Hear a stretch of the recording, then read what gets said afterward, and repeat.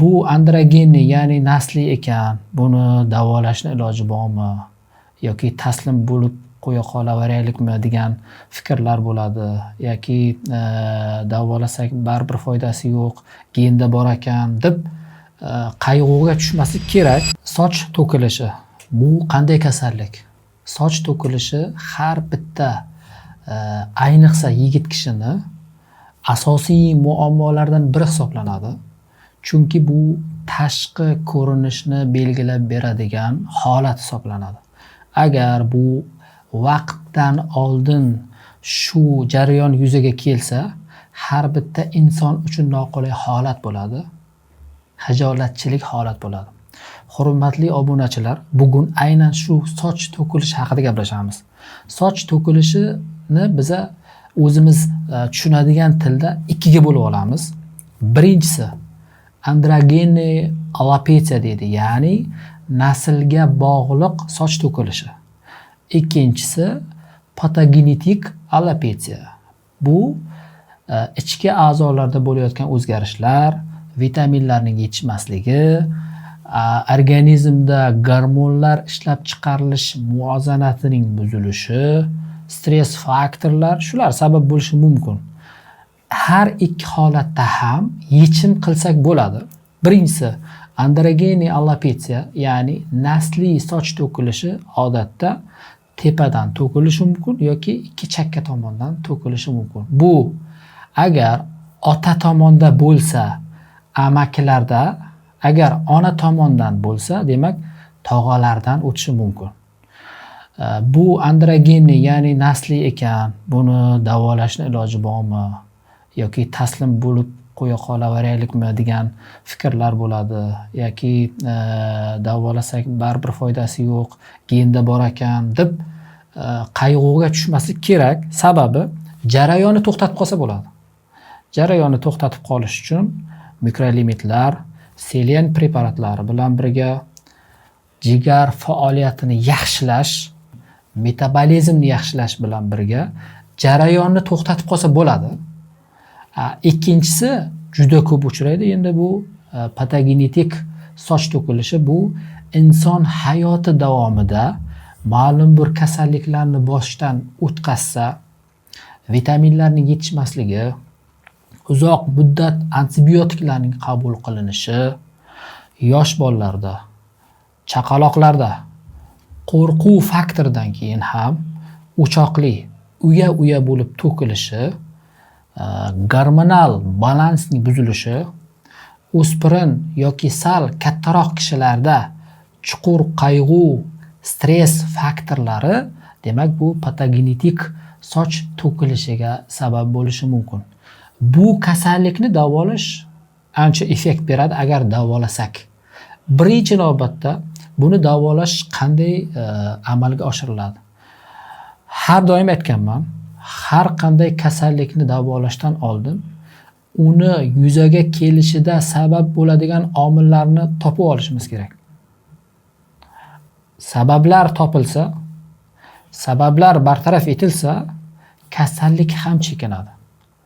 Yana bitta narsaga e'tibor berishimiz kerak. Soch to'kilishida, ya'ni o'choqli soch to'kilishlar, o'choqli. Hali men rasm animatsion fonda ham ko'rsatamiz sizlarga. O'choqli fondagi soch to'kilishlarda bizlar davolanishni orqaga sursak, qancha ko'p orqaga sursak, biz natijaga erishishimiz ham juda ham kechikib ketadi. Sababi qanchalik bizlar davolashni kechiktirsak, soch ildizi atrofiyaga uchrab ketadi va o'sha joyda doimiy kallik, soch chiqmay qolishi mumkin va bu holatga yuzaga kelishiga o'zimiz sababchi bo'lib qolishimiz mumkin. Endi tepada aytdik, keltirib chiqaradigan sabablarni aniqlash bu birinchi navbatda laborator tahlil qilinadi. Laborator tahlil, umumiy qon tahlili albatta kerak. Gemoglobin miqdorini bilib olishimiz kerak. ALT fermentlar va bilirubin fraksiyalari, jigar faoliyati va o't qopida o'zgarishlar bor yo'qligini bilib olishimiz kerak. Gormonlarni albatta tekshirib olishimiz kerak. Ayniqsa qalqonsimon bez faoliyatidagi o'zgarishlar patogenetik soch to'kilishiga ham sabab bo'ladi. TTG gormonlar, T4, T3 erkin radikalli gormonlar, TPO gormonlarini qondagi balanslarni bilib olishimiz kerak. Qalqonsimon bezni ultratovush tekshiruvdan o'tkazib olishimiz kerak. Giperplaziya bormi, yo'qmi? Gipoplaziya bormi, yo'qmi? Bezda kistalar va tugunchalar bormi, yo'qmi bilib olishimiz kerak. Qonda vitamin D3 ning miqdorini bilib olishimiz kerak. Ayniqsa qonimizda vitamin D ning kamayib ketishi, demak, o'z navbatida sochning to'kilishiga sabab bo'lishi mumkin. Vitamin terapiya qilinadi.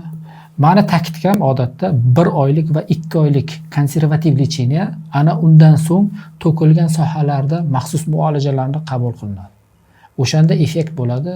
O'shanda bu o'choqli alopesiyadan qutulishimiz mumkin bo'ladi.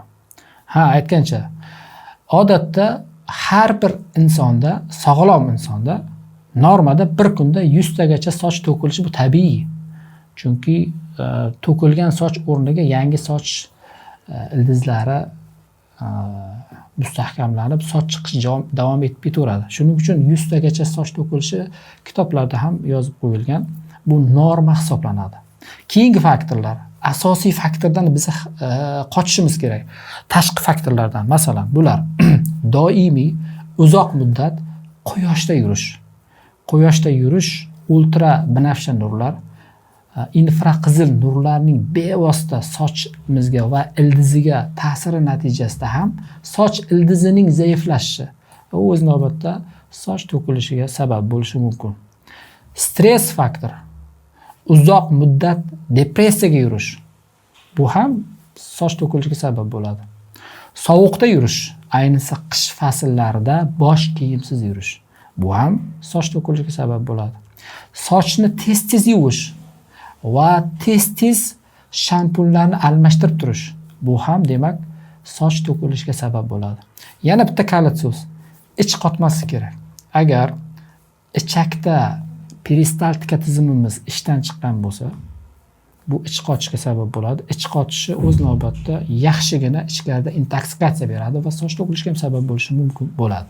Har ikki holatda ham, ya'ni nasliy soch to'kilishda ham, patogenetik soch to'kilishda ham davo, muolaja qilsak bo'ladi. Albatta, birinchi navbatda uning sababini topib olib, ichkaridan umumiy kompleks terapiya qilib, undan so'ng tashqi tomondan to'kilgan soch yuzalarida maxsus muolajalarni qabul qilsa bemor, albatta natija bo'ladi, bo'lyapti ham.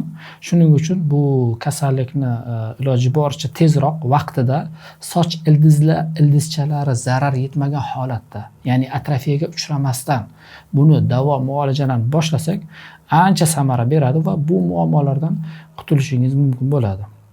Agar sizda ham ana shunday muammolar bo'lsa, albatta pastda raqamlar qoldiramiz. Bemalol murojaat qilishingiz mumkin. Savollar yo'llang kommentariyaga.